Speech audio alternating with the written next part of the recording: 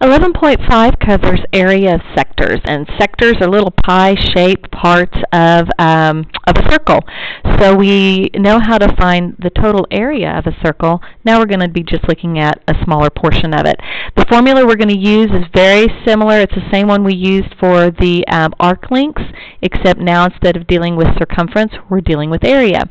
So to go back and just remind ourselves what area of a circle is, the formula is pi r squared, where pi is equal to 3.14, and r is your radius. And your radius is half a diameter. Okay? Alright, so this is your radius, and a diameter would go all the way through.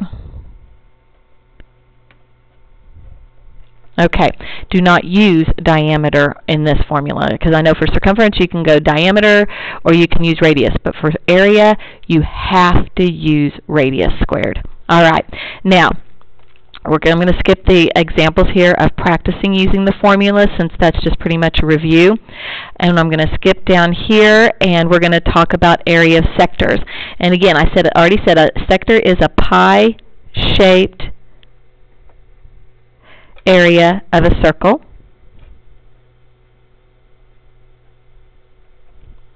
And right here we've got a radius here and here. They section this part off. So if I wanted to find the area of this sector right here, this would be the formula that I use. The area of a sector is proportionate to the area of the circle as the degree of the central angle is to 360 degrees. This is what I say, this is just like the formula for arc length. We look at the degree of the angle that intersects the arc, okay, and that goes here. The area of this is your unknown. The area of the circle, you use your formula for that.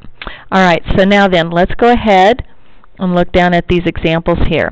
It says, find the area of the sectors formed by angle UTV. I'm going to zoom in on this just a bit. Okay. Alright, here is angle UTV. And that looks just to be a little bit blurry. Okay, so we want to find the area that this takes up, the space right here. Okay, my central angle equals 70 degrees, and my radius equals 8. Alright, so those are some things I'm going to have to use in my formula right here. This is where my central angle goes, and I need my radius to find the area of the circle. Alright, so I don't know the area of the sector, that's x, but I know the area of my circle is pi r squared, and proportionate to my central angle divided by 360 degrees. Alright, so now then, I'm going to do this just like we do any other proportional problem, and we're going to do cross products. So, and if you want to, just to make it easier on yourself, since these both end in 0, you can simplify that just by crossing those out. And then you're just doing cross products of 36x 7 times 64 pi. And that's where I get the pi. Okay. There's some delays here with the computer, so I apologize for that. So I'm going to type into my calculator 64, which is 8 squared, times pi times 7.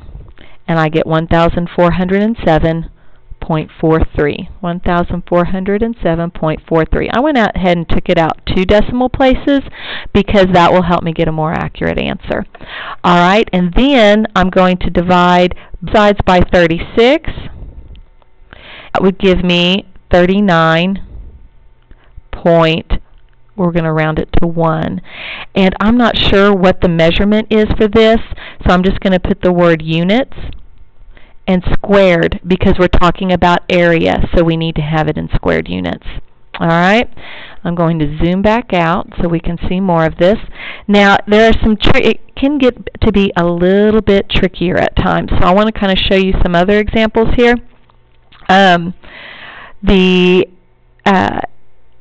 Here we're going to find the area of the red sector. Well, this right here didn't copy in color. This is our red sector, okay? And what we have the radius and we have the central angle. Okay, so we're going to practice this one more time. We've got the area of the red sector is to the area of the entire circle, so that's pi r squared, and that equals 120 divided by 360. 120 being our central angle, and then out of 360 degrees possible. All right, I'm going to simplify that. Cross out those zeros. So I've got, and 1236 also reduces down to, that would be what, 1/3. So if you want to reduce that down even further to 1/3, that would be perfectly fine. But I'm going to go ahead and keep it just like it is. 36x equals, so this would be 12 times 14 squared times pi. And when you multiply those,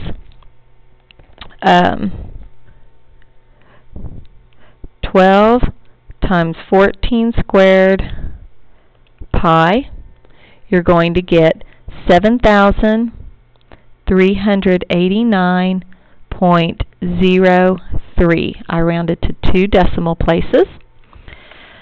Divide both sides by 36, and you're going to get 205.3. We'll just round to one place now. And this is in feet, so this would be feet squared because we're finding area. Be sure you keep, remember that. Okay.